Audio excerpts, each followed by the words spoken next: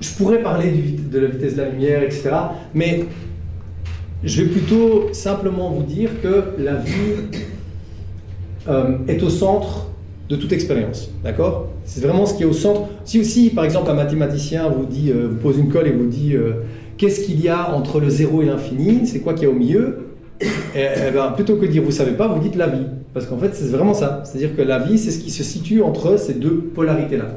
La vie est au centre de toute expérience, elle est aussi au centre de l'univers.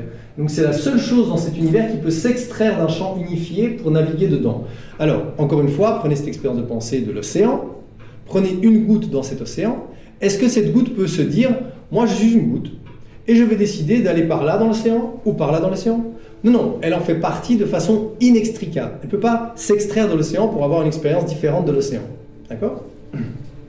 Mais la vie, elle peut. C'est-à-dire que la vie, elle peut se dire, moi dans cet océan, je vais aller plutôt par là, aller entre guillemets contre-courant. Mais en fait, c'est ça qui est, dans tout ce cours, hein, j'ai vraiment essayé de creuser cette relation entre l'intérieur et l'extérieur. L'extérieur de la vie est la vie. D'accord? C'est juste elle-même, mais... voilà, c'est d'autres états potentiels de ce qu'elle est, mais dont elle a quand même perdu conscience. Et donc, la vie, la goutte est l'océan, et l'océan est la goutte, hein, comme disait Rumi, vous n'êtes pas une goutte dans l'océan, mais vous êtes l'océan dans une goutte. Et donc, c'est une façon poétique de dire ça, mais donc, l'océan, c'est elle-même.